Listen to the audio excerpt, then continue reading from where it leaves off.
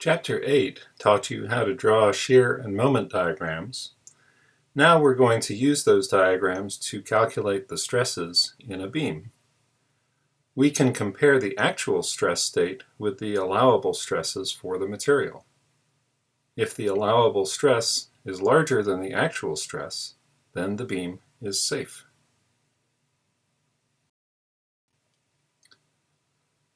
We'll start with bending stresses.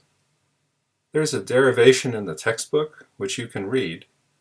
The result is that the bending stress inside a beam is equal to the bending moment times the distance from the neutral axis divided by the moment of inertia. You get the bending moment from the moment diagram. Bending stress is a normal stress along the length of the beam. The top of the beam is under a compressive stress, while the bottom of the beam is under a tensile stress. The bending stress is linear from top to bottom and zero at the neutral axis. In the torsion problems, we use the symbol lowercase c for the distance from the centroid to the outside surface. Here we use lowercase c for the distance from the neutral axis to the outside surface. The maximum bending stress is on the outer surfaces, so set y equal to c, and the maximum bending stress is mc over I.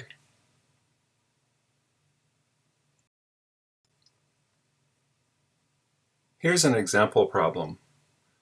A 4x6 timber has uniform distributed load of 44.65 pounds per foot, plus it sags under its own weight. Given a specific weight of 40 pounds per cubic foot, we can look in Appendix E to find the weight per length of this beam is 5.35 pounds per foot. The total uniform distributed load is the applied load plus the beam weight, or 50 pounds per foot.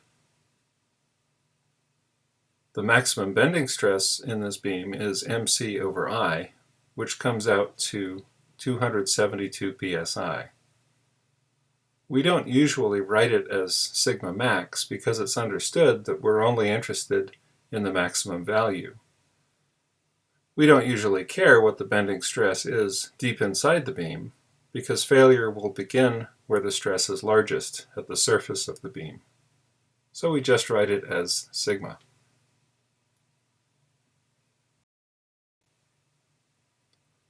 The reason we run the calculation is to find out if the beam is strong enough.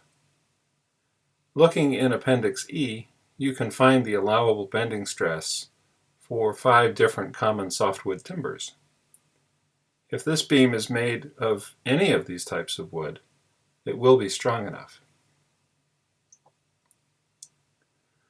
Maybe a 4x6 is overkill, and you could find a smaller, cheaper beam that would do the job without exceeding its allowable bending stress.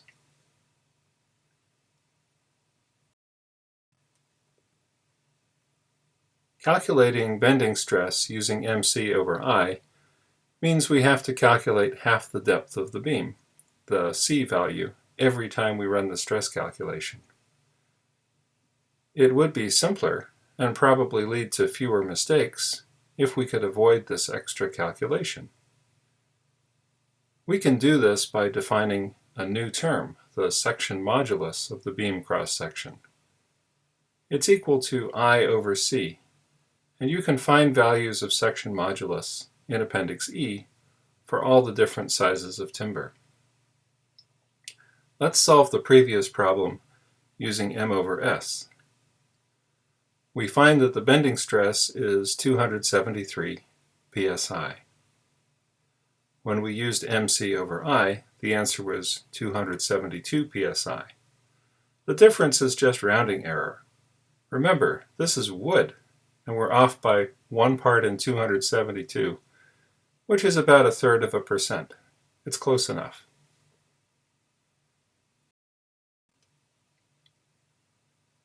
Things get a little more complicated with steel wide-flange beams made from low-carbon steel.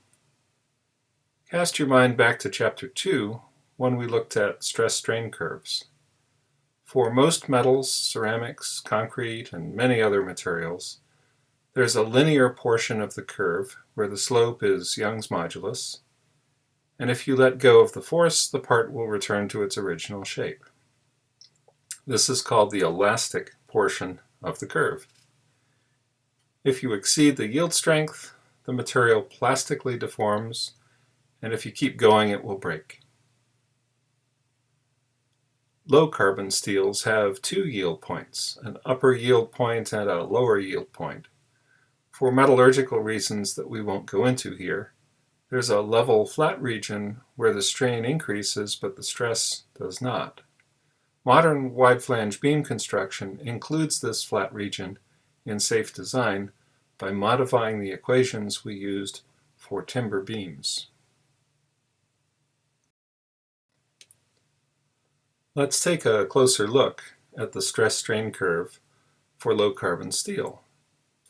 We'll ignore the upper yield point in our model and draw a simplistic curve with 4 points marked on the curve.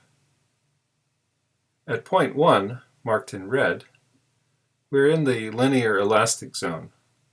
The bending stress in the beam is linear from top to the bottom of the beam, and so is the strain, because in the linear elastic zone, stress and strain are proportional. At point 2, marked in blue, we're right at the end of the linear elastic zone.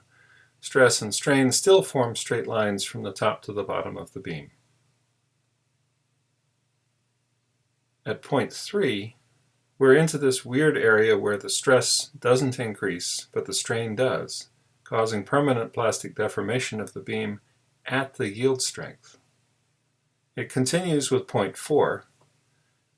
If the beam is stressed beyond point 4, we exceed the yield strength, and if the stress gets large enough, the beam will fail.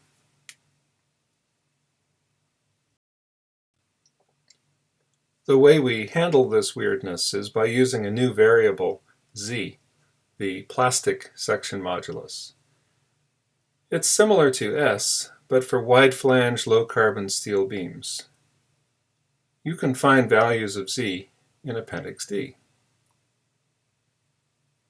In structural design, it's best practice to use a factor of safety of 1.67, so the allowable stress is equal to the yield strength divided by 1.67. Solving for bending moment, the allowable bending moment for a wide flange beam is a constant times yield strength times z. The constant, 0.6, is just 1 over 1.67.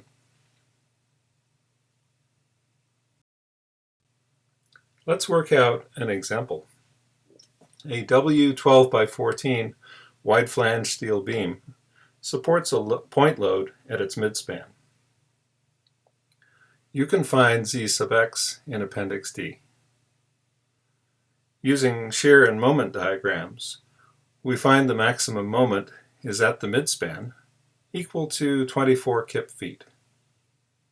Plug this into our stress equation, and the stress in the beam is 16.6 ksi. The allowable stress for this steel is yield strength divided by the factor of safety, 1.67, and it equals 30 ksi. This is how much stress the beam can safely handle, and we're applying a little more than half of this much stress, so the beam is safe in bending.